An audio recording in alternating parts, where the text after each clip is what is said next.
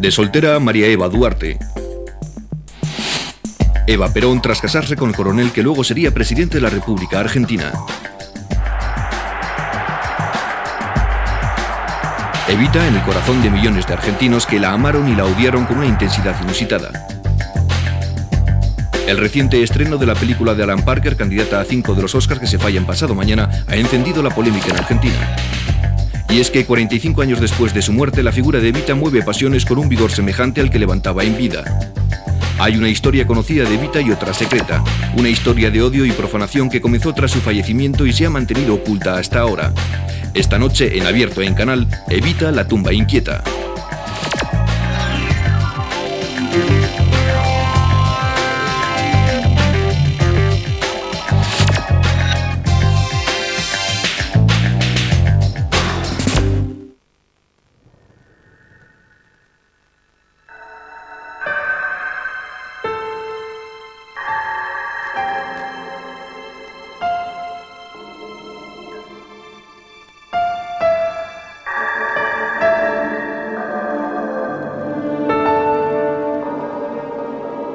En el cementerio de la Recoleta yacen los dueños de Argentina, sus descendientes y seguidores, como el general Aramburu, que hizo desaparecer el cadáver de Evita y lo pagó con su vida.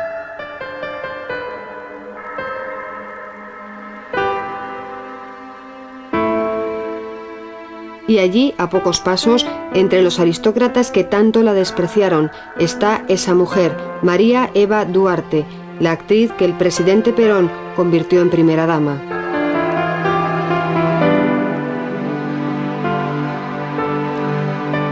Su cuerpo, oculto a 8 metros de profundidad, ha jugado su propio papel en la historia de Argentina.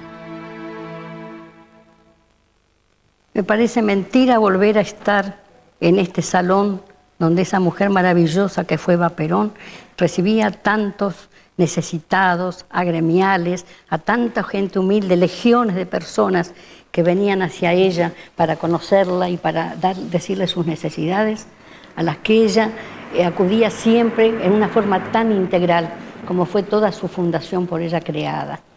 Yo la conocí justamente en uno de los hogares de tránsito que ella instituyó, que fue uno de los tantos establecimientos, miles diríamos, que formaron la Fundación Eva Perón. Emprende la fundación con un arrojo y con una sensibilidad a su vez desbordante, y le falta tiempo para hacer tanto como ella hubiera querido hacer. Mucho es lo que hizo. Dejó en el país más de 35 policlínicos que todavía subsisten, 450 o más escuelas que después donó a la Ministerio de Educación. Hizo hogares de ancianos, 5 en toda la República, 5 hogares de niños. Hizo la ciudad infantil, que era un modelo. Esa era el enorme amor a los humildes que tenía y el sentido de igualdad con el ser humano. Eso la movió a darle lo mejor al más desposeído, a besarse con la gente enferma, sucia. Para mí, perdón, el que no piensa igual, era una santa. Para la oligarquía, en cambio, era una prostituta. Las 500 familias atacaban al peronismo porque les había cambiado el rostro de la vieja república pastoril, subordinada al Imperio Británico, que habían gobernado con el fraude electoral y los golpes militares.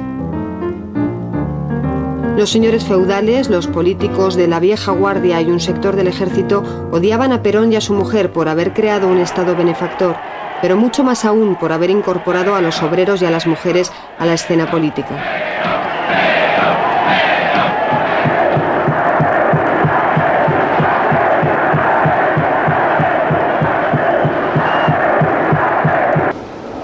Y esa confrontación alcanzó su punto máximo en 1951, cuando la Central Obrera CGT y el Partido Peronista Femenino propusieron la candidatura de Evita a la vicepresidencia de la Nación.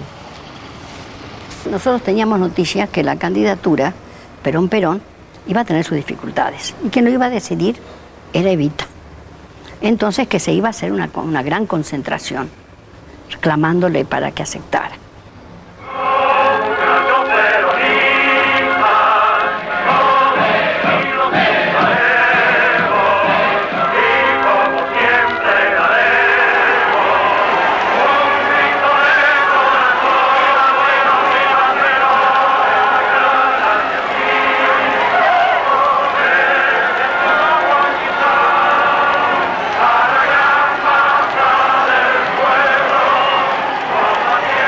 Porque eran las mujeres, los hombres, los trabajadores, el pueblo, clamando para que Evita aceptara.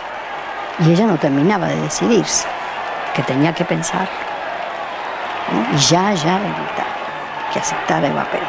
Viendo tal magnitud de gente y tal fervor, si ahí se dio cuenta que ante el pueblo su figura trascendía a lo de Perón.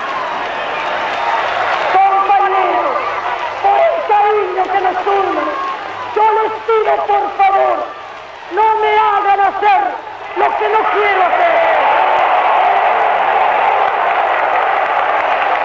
El pueblo insistió y Evita insinuó que aceptaría, pero una semana más tarde se vio obligada a renunciar.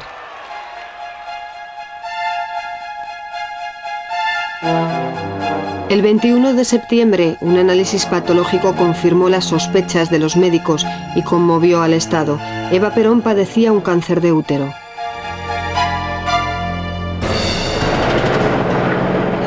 Una semana más tarde, el 28 de septiembre, inició la terapia con radiaciones, justo el mismo día en que el general Menéndez, un viejo conspirador admirador de Hitler, intentó un golpe de Estado.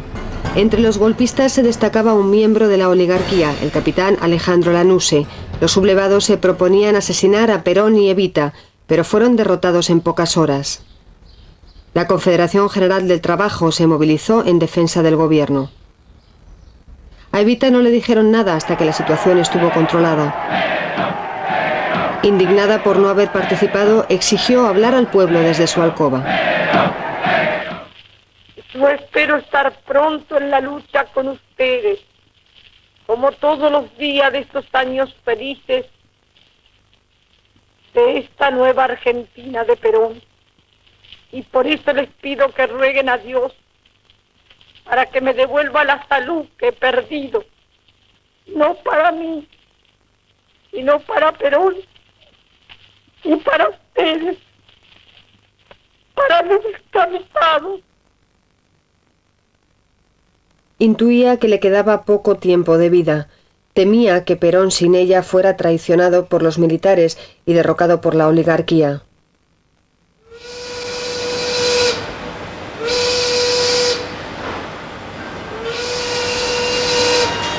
Entonces llamó a sus amigos de la CGT y les propuso formar milicias obreras. Ella proporcionaría las armas que le había vendido su amigo, el príncipe Bernardo de Holanda. Había ya una primera partida de 5.000 pistolas y 1.500 ametralladoras. El 17 de octubre, a pesar de su debilidad, se presentó en la Plaza de Mayo a exigir que el pueblo se defendiera de nuevas conspiraciones.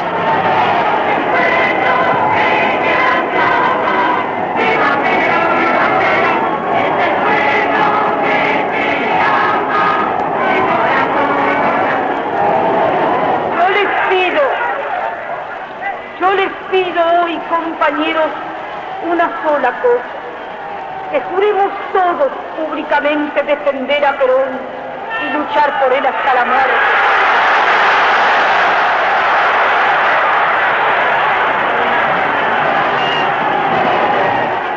Y nuestro juramento será gritar durante 1 minuto para que nuestro grito llegue hasta el último rincón del mundo: la vida por Perón.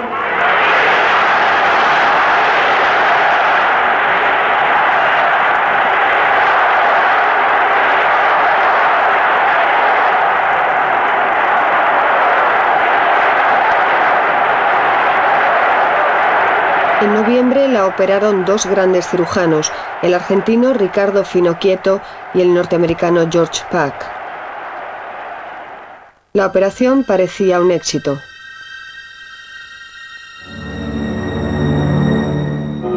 extraordinaria expectación suscita la noticia de la enfermedad que aqueja a la señora Eva Perón.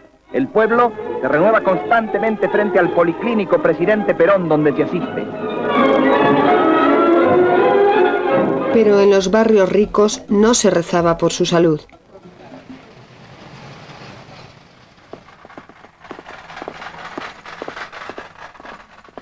El día de las elecciones exigió votar en la cama del hospital. Era la primera vez que votaba en su vida, la primera vez que votaban las mujeres en la historia argentina.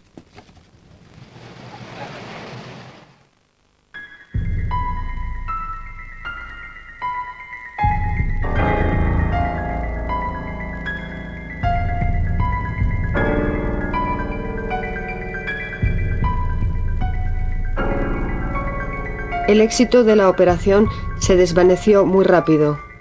En febrero de 1952 los médicos la desahuciaron. Más débil que nunca, siguió trabajando en su residencia y el 1 de mayo regresó a la plaza. Estaba a punto de cumplir 33 años y pesaba 37 kilos. Pese a su extrema debilidad, pronunció su último discurso, el más violento de su vida.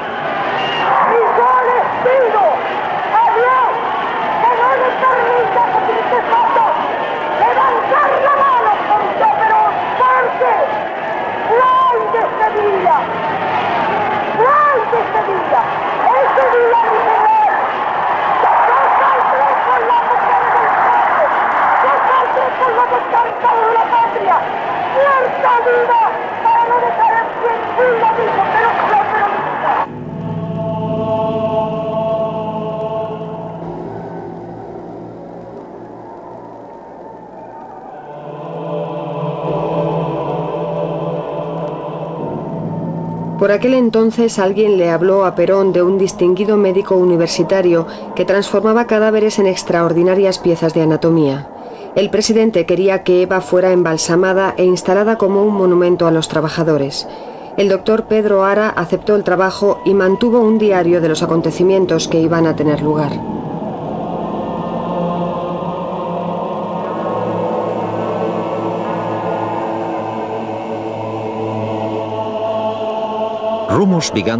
En junio había rumores de que su muerte era inminente y que me llamarían para conservarla como una estatua.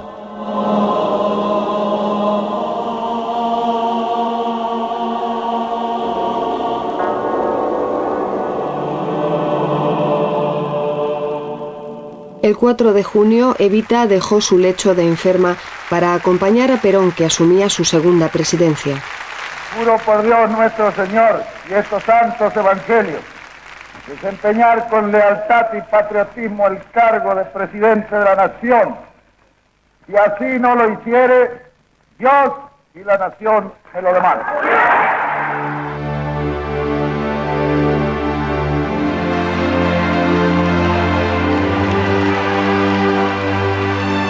Fue el adiós de Evita a esas calles que la vieron llegar de provincias.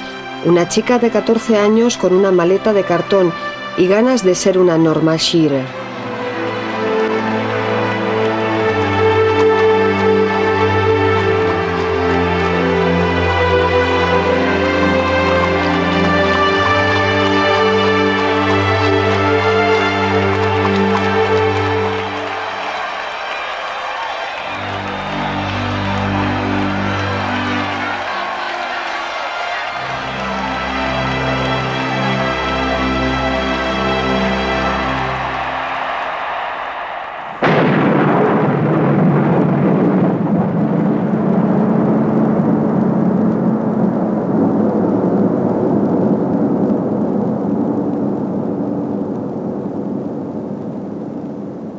La Subsecretaría de Informaciones de la Presidencia de la Nación el penosísimo deber de informar al pueblo de la República que a las 20:25 horas ha fallecido la señora Eva Perón, jefa espiritual de la nación.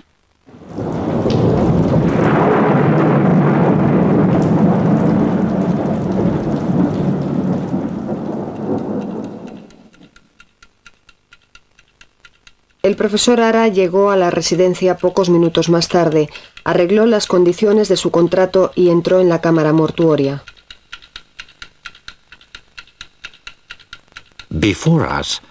Ante nosotros yacía la mujer más amada y más odiada de su tiempo. Había luchado fieramente contra los grandes y había caído derrotada por lo infinitamente pequeño.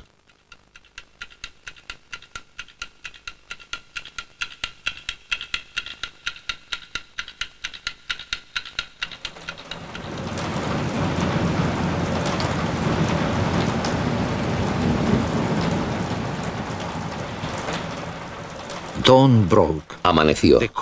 El cadáver ya era incorruptible, pero faltaban muchos meses de trabajo para conservarla inmutable.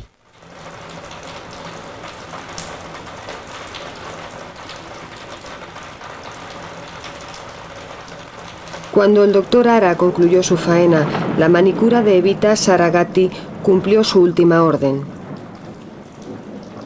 Cuando me muera, me sacas este rojo chillón que me han puesto y me pones el transparente de Revlon.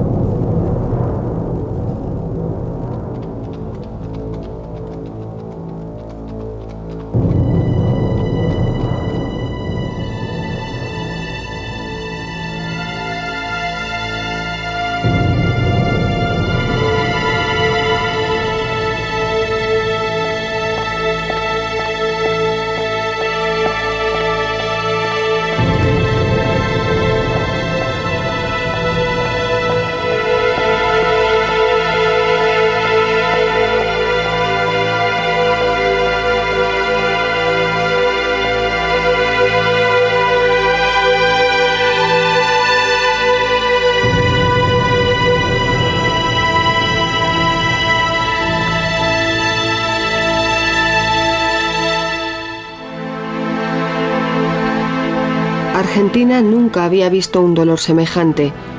El cuerpo preservado fue velado durante 16 días bajo una lluvia fría y persistente. 2 millones de personas le dieron su último adiós. Sus descamisados formaron colas de 3 kilómetros para verla. El frío, la lluvia, los largos plantones provocaron 4 muertes y cientos de desmayos. 500.000 de bocas besaron su ataúd. El Papa recibió 26.000 peticiones para convertirla en santa.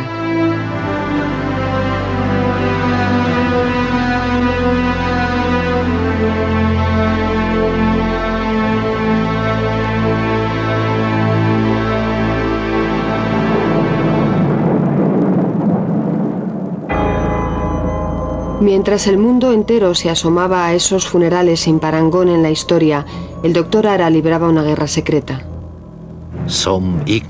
Algunos ignorantes abrieron el féretro 2 veces para desempañar el cristal de la tapa, poniendo en peligro la estética de la conservación. Desde ese momento ya no habría paz para el cadáver de Evita.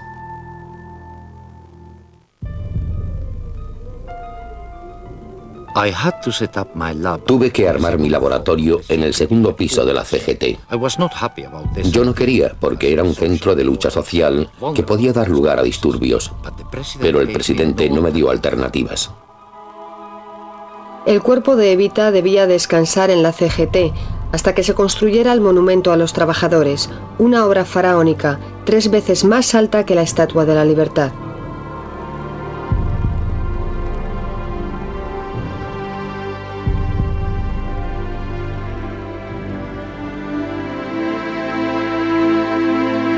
Por sugerencia del doctor Ara, Perón puso fin a los largos funerales. Los restos de Evita recibieron en el Congreso los honores correspondientes a un presidente en ejercicio y el 11 de agosto fueron transportados a la CGT sobre la cureña de un cañón que arrastraban 38 dirigentes sindicales.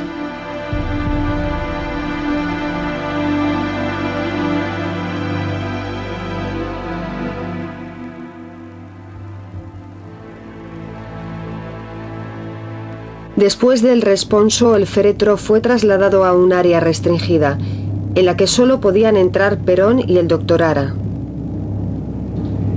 Al día siguiente, el anatomista comenzó la delicada obra, que llevó largos meses y costó $100.000. Cada paso fue anotado en su diario.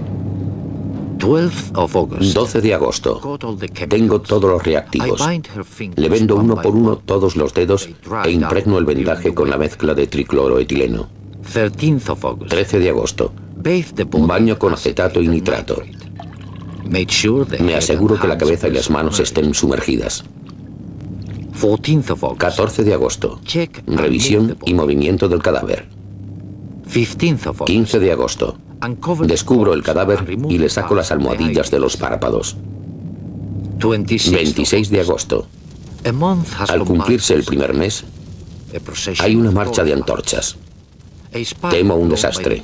Una brasa arrastrada por el viento puede encender los reactivos y destruir el cadáver.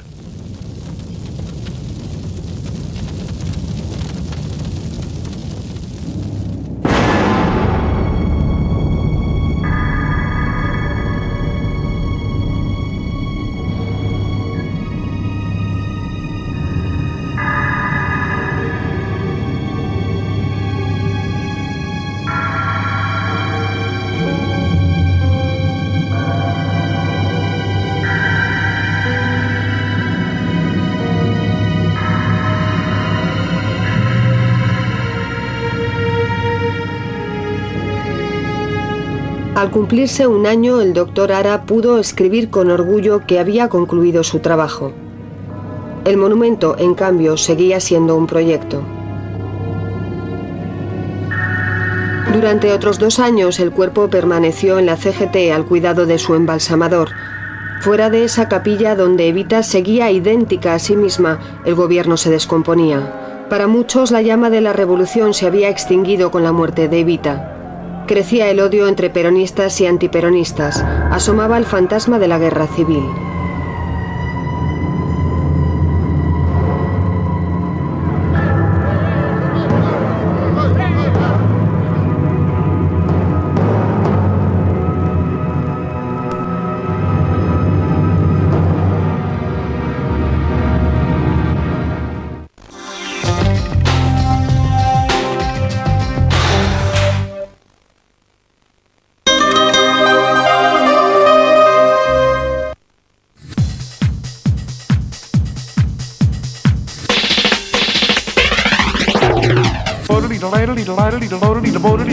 En mi época, los maridos y las camas no solían mencionarse en la misma frase. Yo me dejo hacer casi de todo. Casi. Menos cosquilla. Parece una dulce monjita, seria, callada, solemne y sencilla. ¿Dinero o mujeres? Mujeres. Todo es un malentendido.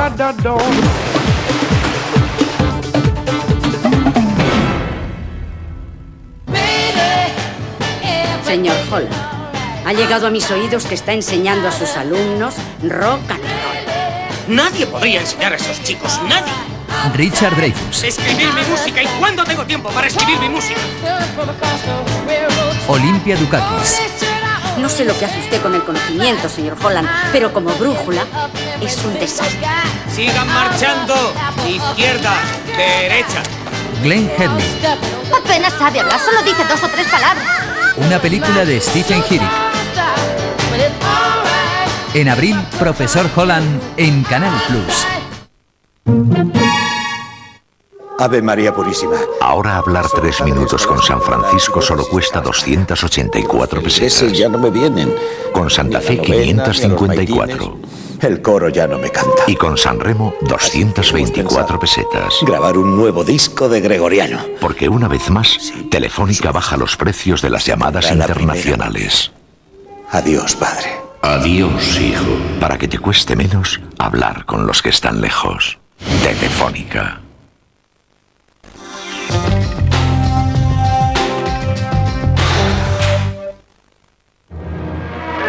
...16 de junio de 1955... ...pasado el mediodía... ...inesperadamente la silueta de un avión... ...se recorta sobre el cielo.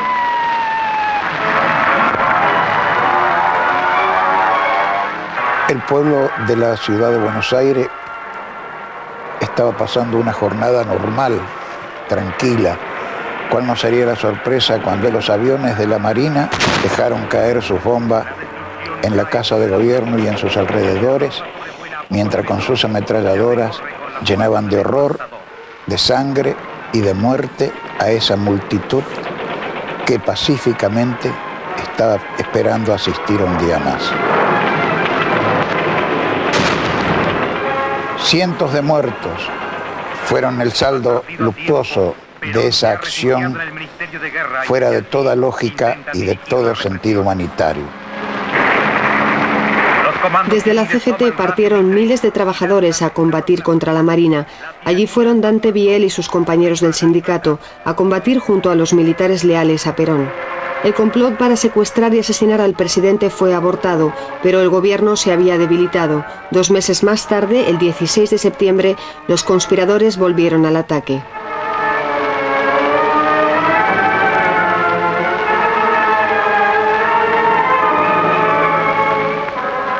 ¿Qué falta hubiera hecho Evita? Si Evita hubiera estado, no hubiera habido 16 de septiembre, porque no dudo, conociéndola como la conocía y sabiendo cuál era su pensamiento, que hubiera fusilado sin ninguna misericordia a quienes habían cometido tamaño crimen de lesa patria y de lesa humanidad. En septiembre el régimen se derrumbó. Mientras los antiperonistas comenzaban a festejar, Ara corrió a la residencia a preguntarle a Perón qué debía hacer con el cuerpo de Evita. El presidente saliente le mandó decir que esperase su llamada. Esa llamada se demoraría 16 años.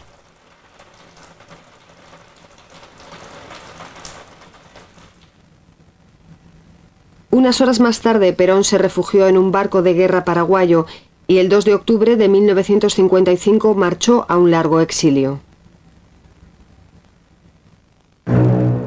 Ante la salida de su yerno, la madre de Evita, desesperada, le rogó al doctor Ara que tomara las precauciones necesarias para poner el cuerpo a cuidado de un posible ataque.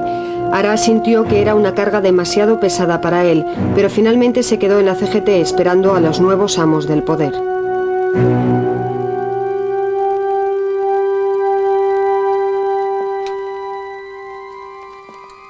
Los golpistas triunfantes no tardaron en preguntarse si eso que estaba en el segundo piso de la CGT era realmente el cadáver de Evita, no sería una muñeca de cera. Para averiguarlo nombraron una comisión médica de notables.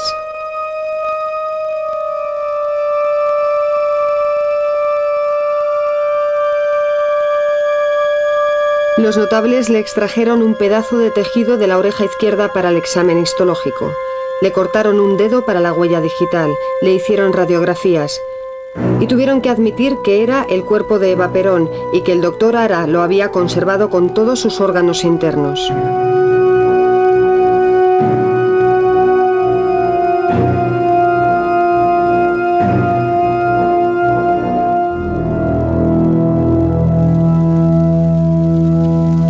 Esa comprobación los llenó de pánico. Los peronistas podían robar el cadáver y usarlo como una tea para incendiar el país.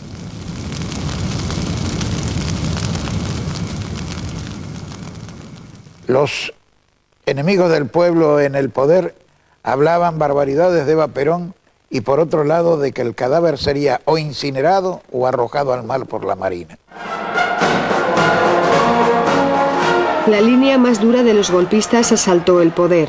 Los peronistas les llamaron gorilas y el apodo se hizo universal. El almirante Rojas era la eminencia gris y el general Pedro Eugenio Aramburu fue designado nuevo presidente de facto. Tenían una idea fija: borrar al peronismo de la faz de la tierra.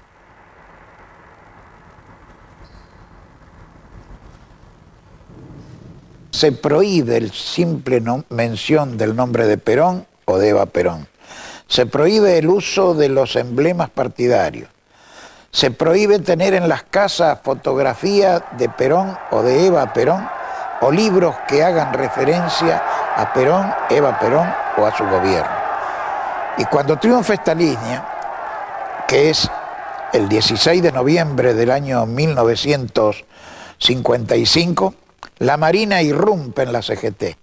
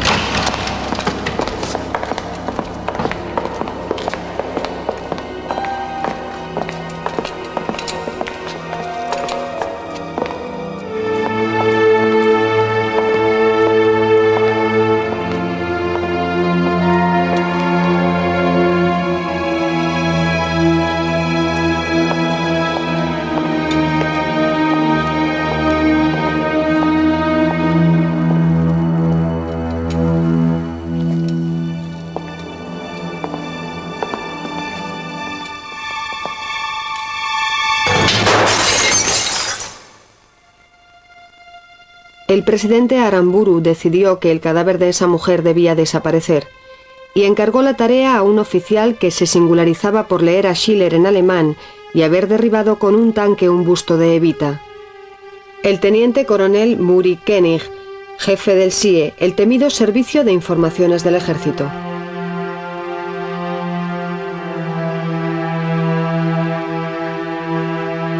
Ara no pudo entrar al laboratorio hasta que lo citó Muri Koenig para un supuesto traspaso del cadáver.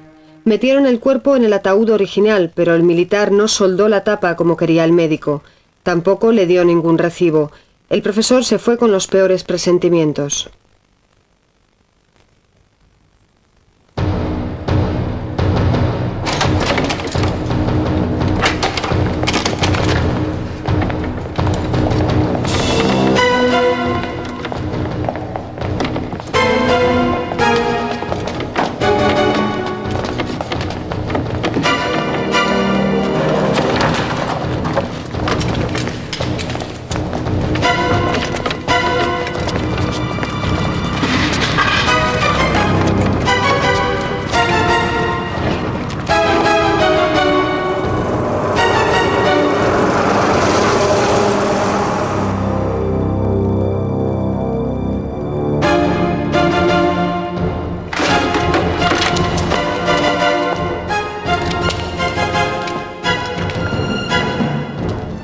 La noche del 22 de diciembre de 1955, Muri Koenig y sus hombres secuestraron el cuerpo de Eva Perón para hacerlo desaparecer.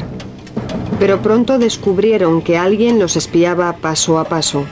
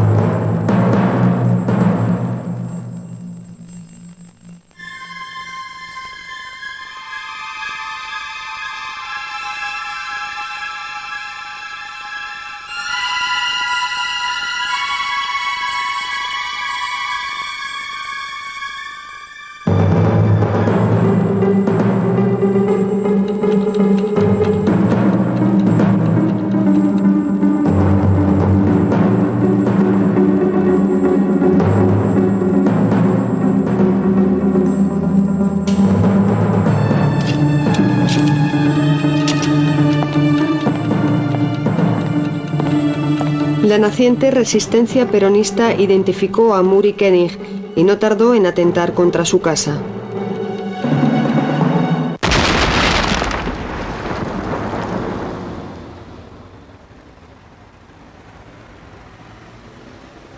Acosado por la resistencia, el coronel Muri Koenig guardó a esa mujer a pocos metros de su despacho. Poco después, el presidente Aramburu, alertado sobre las obsesiones sexuales del coronel con el cadáver de Evita, lo relevó sin dar explicaciones. Muri Koenig fue expulsado del ejército. La tenebrosa historia se ocultó como secreto de Estado.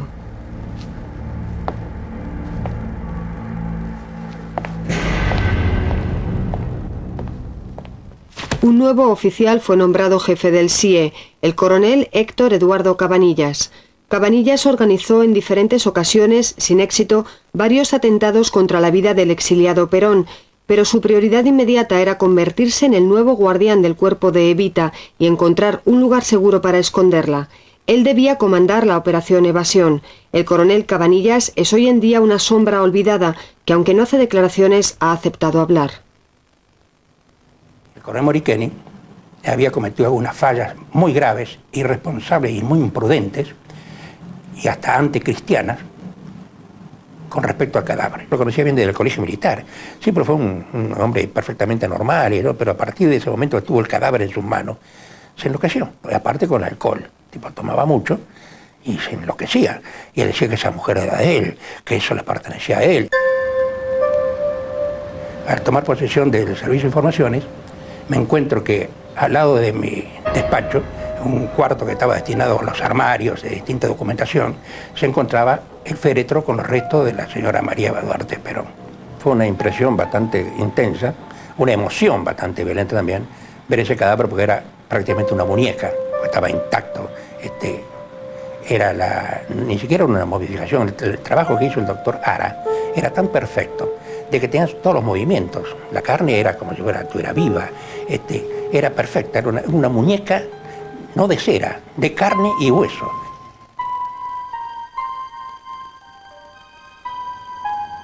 Yo me levantaba muy temprano, pues tenía que dar cuenta al ministro de las actividades, y me encontraba que frente a la puerta donde estaban los restos de esta señora había velas encendidas y flores, lo que era una señal evidente de que ya había gente que conocía perfectamente bien de que el cadáver estaba ahí.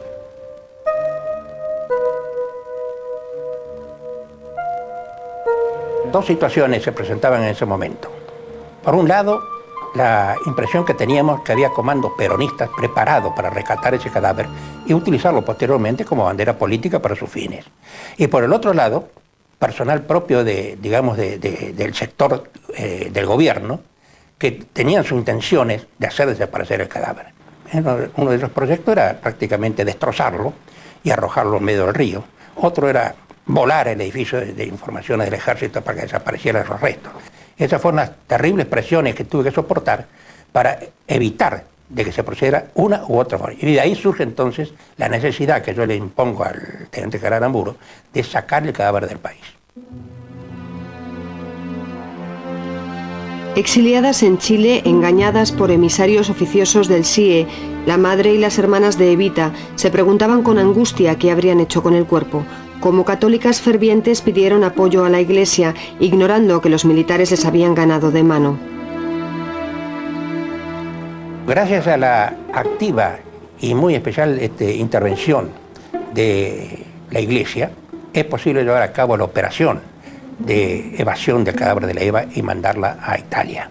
Ahí intervino directamente un delegado de su santidad para allanarme el camino, tal así que fue el que se ocupó de la compra del tumbino y tomó todos los recaudos correspondientes para esperar el ingreso del cadáver a Milán. En abril de 1957, los hombres del coronel Cabanillas hicieron pasar el cuerpo de Evita por el de la viuda italiana Maria Maggi de Magistris y lo embarcaron rumbo a Génova en el Conte Biancamano. El cadáver fue depositado en el año 57, es un tumbino, como le dicen los italianos, de Milán, que habíamos comprado el tumbino ese por 30 años, propiedad de 30 años, y nunca más se habló de ese problema. Nosotros jamás hicimos eco ni comentario, ni siquiera el teniente general Aramburu tenía conocimiento de dónde estaba el cadáver de la Eva.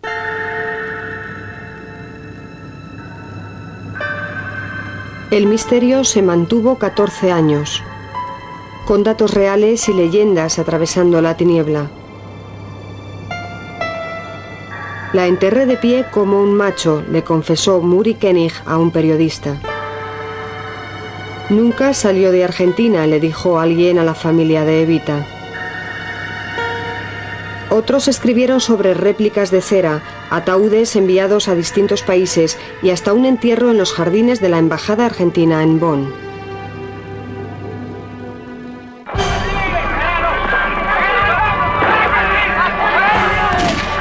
Para Argentina fueron 14 años de lucha, con dictaduras militares fuertes y gobiernos civiles débiles. Con la mitad del país proscrito, reclamando los derechos perdidos y el cadáver de Eva Perón.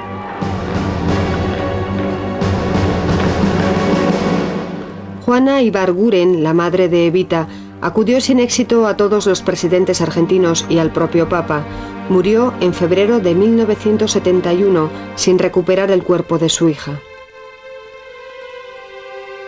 Perón envejeció en su exilio de Madrid acompañado por su nueva esposa Isabel, alentando y tratando de conducir a una juventud revolucionaria.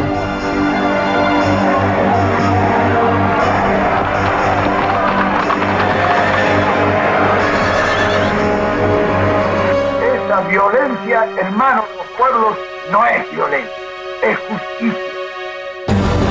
En mayo de 1970, jóvenes guerrilleros rebeldes llamados montoneros, que eran niños cuando gobernaba Perón, secuestraron al general Aramburu y lo acusaron de fusilar peronistas y de haber hecho desaparecer el cadáver de nuestra compañera Evita.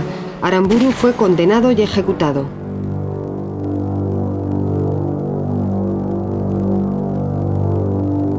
La dictadura militar entró en crisis y surgió un nuevo caudillo del ejército, el general Alejandro Agustín Lanusse, aquel oficial aristocrático que conspiraba contra Perón en 1951. Ambicioso y audaz, Lanusse decidió negociar con Perón, ofreciéndole como prueba de buena voluntad la devolución del cadáver. Entonces llamó al coronel Cabanillas y le ordenó volver sobre sus pasos. Tomamos contacto con el padre Angeli, que era prácticamente el personero nombrado por el Vaticano, que fue muy necesaria su intervención, porque iba a hacer una serie de escritos en italiano a la municipalidad misma de Milán, para poder retirar ese cadáver, dando los argumentos de que por qué se sacaba un cadáver de ese cementerio, que hacía 15 años estaba sepulto ahí, y para trasladarlo a Madrid. Retiramos el cadáver. Los obreros proceden a abrir el féretro con todos los ejercicios que tienen que hacer para levantar la tapa por la chapa, y cuando levantan la chapa ven eso y se quedan como enloquecidos. Todos se agarraron y que iban disparando ya a la puerta para irse. ¡Milagro, milagro, milagro!, gritaban, porque evidentemente el cadáver era una muñeca intacta. Después de 15 años estar un cadáver ahí, ¿cómo era posible que estuviera intacta así?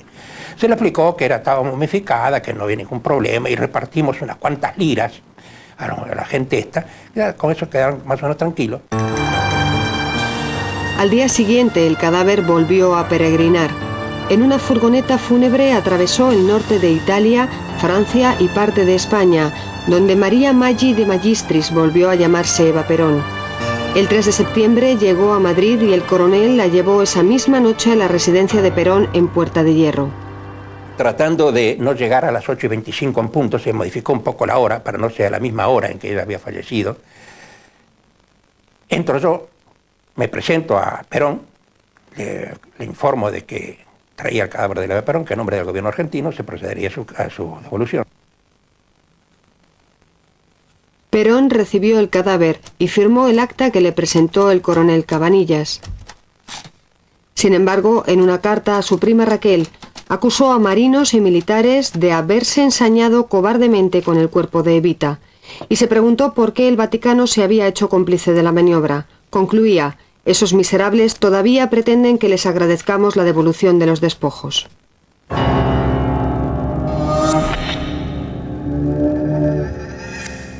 En Buenos Aires hizo filtrar la versión de la profanación, pero solo eran rumores. El viejo líder eludió una denuncia pública y formal. Con 16 años de retraso, el doctor Ara recibió en Madrid la llamada de Perón, que le convocó para examinar la momia y dar su veredicto sobre el estado en que la habían devuelto. La versión del doctor Ara es muy diferente de la de las hermanas de Evita. Y el profesor Ara lo determina y está publicado, las declaraciones que él mismo le hace a Perón en ese momento, diciéndole: el cadáver está incólume, tal cual yo lo dejé en la Confederación General del Trabajo cuando tuve que retirarme por presión del gobierno de la Revolución Libertadora. De manera que con eso también se suspendían, se daba una contestación a todas las infamias que se habían publicado y a todo lo que se había dicho, que se había hecho con respecto al cadáver de Eva Perón. No es eso lo que vieron las hermanas de Evita en la residencia de Perón en Madrid. El horror las acompañaría toda su vida. Herminda Duarte, que todavía hoy se niega a aparecer en público, lee su descripción de las fotografías que tomó el propio Perón, unas fotos que han permanecido ocultas durante 25 años hasta ahora. Ocupas todo el largo de la mesa en que yaces y tu cabellera cae tan crecida que parece ignorar tu muerte. No ha sido mutilada como lo han sido tu cara y una de tus manos. Tu frente continúa siendo serena, pese a que muestra su puntazo en la sien derecha y la señal de 4 golpes. Veo un gran tajo en tu mejilla derecha y lo que queda de tu nariz destrozada, casi completamente destrozada. Miro las plantas de tus pies desnudos, cubiertos por una lámina de brea. ¿Qué significado tiene esa capa mineral en las plantas de tus pies? ¿En qué suelo de brea has estado parada, sostenida por tu propia muerte? Perdón por esta infinita herida y por las otras, por el golpe que sesionó uno de tus dedos, por los que muestras en tu frente, por la agresión cuya señal guarda tu mejilla derecha, por mejor no continuar, ya que estoy segura de que a cada golpe, desde el temblor de tu alma, imitación de Cristo, habrás dicho: perdónalo, Señor. que no saben lo que hacen. En septiembre de 1971, el caso Eva Perón parecía definitivamente cerrado. 2 años más tarde, la Juventud Peronista recogió el nombre de Evita como bandera de guerra. Al mismo tiempo, en la casa de Perón en Madrid, la historia del cuerpo mutilado de Evita tomaba un nuevo rumbo. La tercera esposa de Perón, Isabel, llamada la heredera, cayó bajo el influjo del hombre de confianza de su esposo, José López Rega, un escabo de policía, aficionado a la astrología y vinculado a la logia mafiosa Propaganda Due. La historia dice que celebraba ceremonias secretas con la heredera y el cadáver para transmitir el carisma de Evita a la futura primera dama. Los militares retrocedieron y Perón pudo volver a Argentina, sin Evita, que dejó en la finca de Madrid, y se vio violentamente enfrentado con esa juventud que había luchado por su retorno.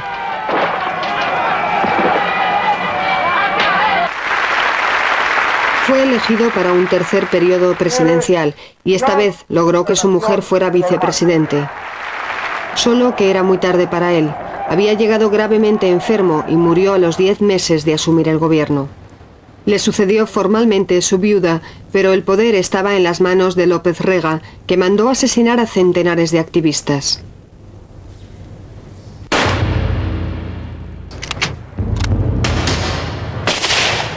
Una nueva tragedia ensangrentaba a Argentina y el cuerpo de Evita regresó de golpe al primer plano.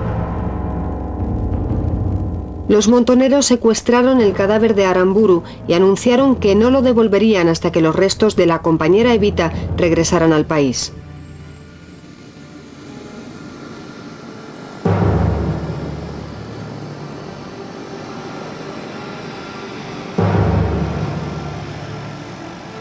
López Rega se vio obligado a trasladarla de Madrid, vigilada por sus pistoleros, y solo entonces los montoneros devolvieron el cadáver de Aramburu.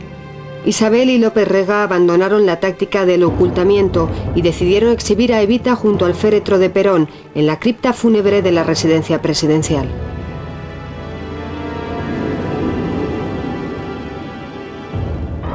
Entonces llamaron a Domingo Tellechea, un restaurador de museos, y le ordenaron reparar los daños perpetrados contra el cuerpo.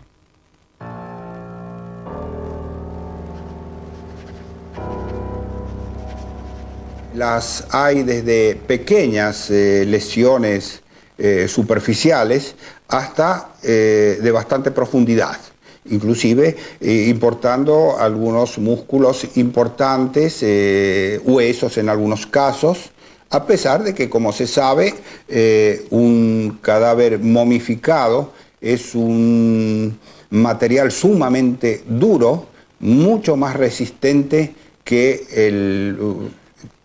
el cuerpo humano en vida.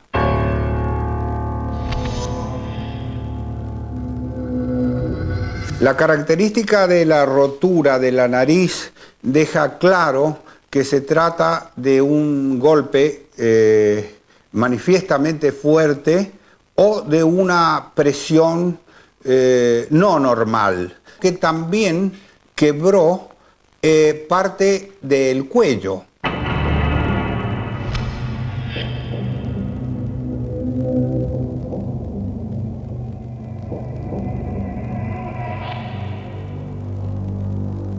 En 1976, una nueva dictadura militar reemplazó el caos de Isabel por el terror absoluto. 30.000 argentinos desaparecieron para siempre en los abismos marinos o en las tumbas sin nombre. Pero esta vez los militares no necesitaban el cadáver de Evita y encontraron la forma legal de destinarla a un lugar para que descansara al fin. Finalmente, después de los agravios a los que fue sometido, del ultraje y del dolor de tantos años de estar sin saber dónde estaba, la Junta Militar decidió en el año 76 entregarla nuevamente a la familia. Y bueno, Eva llegó así, acá, a estar en la bóveda de su familia, acá en la Recoleta, bajo estrictas normas de seguridad que también el gobierno militar exigió, y a las cuales cumplimos ordenadamente, por miedo también, miedo a que nuevamente desapareciera.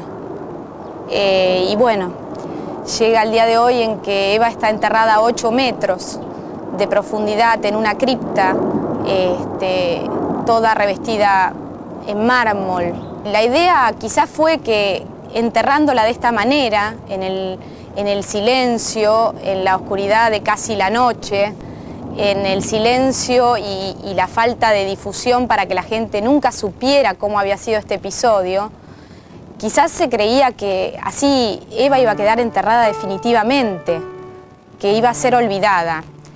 Pero la gente no olvida.